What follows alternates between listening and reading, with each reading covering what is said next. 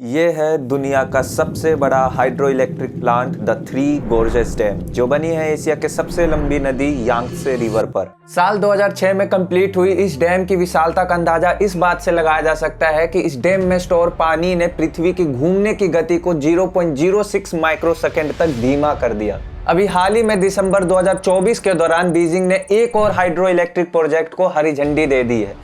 ये प्रोजेक्ट तिब्बत के सैंगपो रिवर पर बनेगा, जिसे हम भारत में ब्रह्मपुत्र नदी के नाम से जानते हैं। ये प्रोजेक्ट इतना ह्यूज है कि इससे इंग्लैंड जितने बड़े किसी देश की इलेक्ट्रिसिटी कंजप्शन को पूरा किया जा सकता है। इस मेगा प्रोजेक्ट पर चाइना कुल 137 बिलियन डॉलर्स खर्च करेगा, जो गोर्जस डैम के कंस्ट्रक्शन कॉस्ट से भी 4 गुना ज्यादा है। ये अमाउंट कितना ज्यादा है, इसका अंदाजा आप भारत के सबसे महंगे डैम प्रोजेक्ट टिहरी डैम से लगा सकते हैं, जिसकी कुल लागत 2.5 बिलियन डॉलर थी।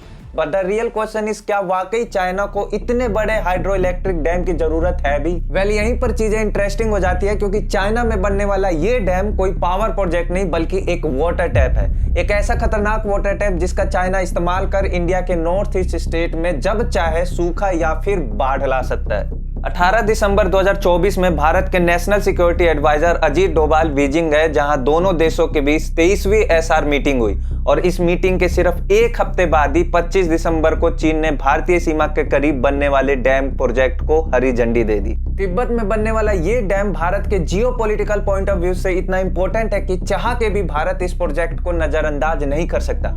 और यही वजह है कि चीन द्वारा इस प्रोजेक्ट को ग्रीन फ्लैग देने के बाद से ही भारत ने इस पर अपना कंसर्न दिखाया है। और हाल ही में चाइना ने ये साफ किया कि उनके द्वारा बनाए जा रहे इस डैम की वजह से इंडिया और बांग्लादेश की तरफ जाने वाले ब्रह्मपुत्र के वाटर फ्लो पर कोई इंपैक्ट नहीं पड़ेगा। पर ये सब तो बस कहने की बातें हैं कि कोई इंपैक्ट नहीं पड़ेगा।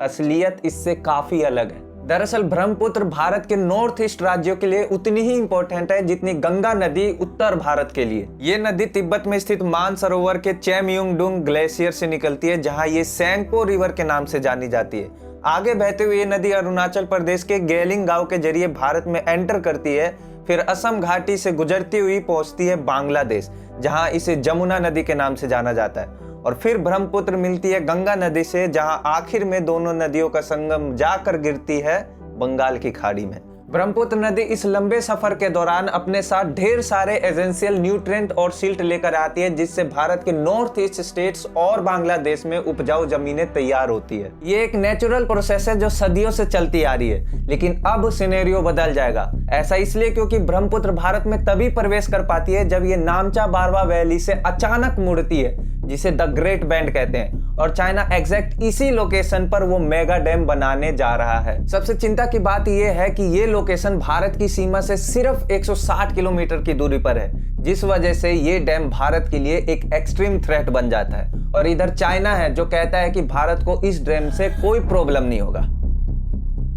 और वैसे भी देखा जाए तो चाइना को तिब्बत के इस एरिया में डैम बनाने की जरूरत है ही नहीं, क्योंकि यहाँ से कुछ ही दूरी पर पहले से ही एक हाइड्रो पावर प्लांट मौजूद है, जिसे जैंगमू डैम के नाम से जाना जाता है। ये चीन के जियोपॉलिटिक्स का ही हिस्सा है, जो हमें इस मेगा डैम प्रोजेक्ट के रूप में देखने को मिल रहा है। और ऐसा पहली बार नहीं हो रहा है, ये चीन का बहुत पुराना टैक्टिक है। चीन इससे पहले भी अपने पड़ोसी देशों के साथ ऐसा कर चुका है। चीन ब्रह्मपुत्र नदी के जरिए बिल्कुल वही करना चाह रहा है जो उसने मेकोंग नदी के जरिए साउथ ईस्ट कंट्रीज के साथ किया। मेकोंग तिब्बत से निकलती है, जिसके बाद ये नदी म्यांमार, लाओस, कंबोडिया, थाईलैंड और वियतनाम जैसे देशों से गुजरती है। ये नदी अपने साथ बहुमूल्य सिल्ट ले जाती है, जो निचले मेकोंग बेसिन को उपजाऊ बनाती है। ये नदी अपने निचले बेसिन में रहने वाले लगभग 60 मिलियन लोगों का पेट भरती है। और चाइना के open and close tap policy के कारण आज ये देश सफर कर रहे हैं। चाइना अब तक इस नदी पर कुल 11 डैम बना चुका है, और जब चाहता है अपने हिसाब से इस नदी के बहाव को तेज या रोक देता है। संयुक्त राष्ट्र के अनुसार 2019 और 2020 में आए सूखे ने वियतनाम को सबसे ज्यादा प्रभावित किया था। वियतनाम ने खुले तौर पर चीन का विरोध भी किया, पर वियतनाम समेत 5 देश इतने कैपेबल नहीं है कि चीन के इन साजिशों का सामना कर सके। वेल, चीन का ये कदम उसकी पुरानी जियोपॉलिटिक्स का हिस्सा है, पर भारत का क्या?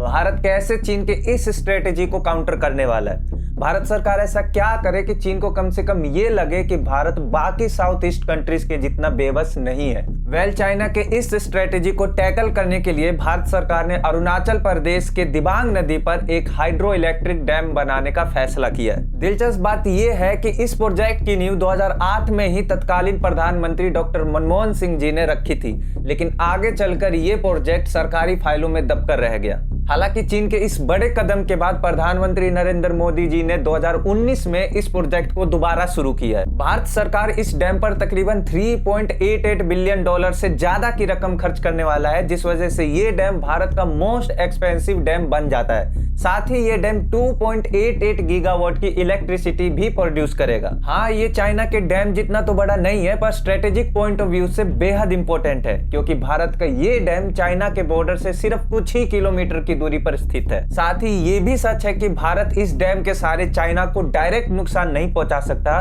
पर हमें ये भी समझना होगा कि चाइना के इन हरकतों के पीछे का एक बड़ा कारण अरुणाचल प्रदेश भी है, जिस पर चाइना काफी लंबे समय से अपना हक जताता आ रहा है। मार्च 2019 में जब प्रधानमंत्री मोदी ने अरुणाचल प्रदेश का दौरा किया और सेला टनल समेत कई अन्य विकास प्रोजेक्ट्स का उद्घाटन किया, तो चाइना ने इन प्रोजेक्ट्स की जमकर आलोचना की। इससे ये साफ होता है कि चाइना को अरुणाचल में भारत के किसी भी विकास कार्य से कितनी दिक्कत होती है। ऊपर से अरुणाचल प्रदेश में बनने जा रहा है ये डैम, तो कुल मिलाकर करंट सिनेरियो में देखें तो भारत का ये डैम चाइना के मेगा डैम के खिलाफ एक बेहतरीन स्ट्रेटेजिक काउंटर अटैक है। और साथ ही भारत को केवल एक इस कदम पर रुकने के बजाय और भी कई रणनीतिक फैसले लेने होंगे।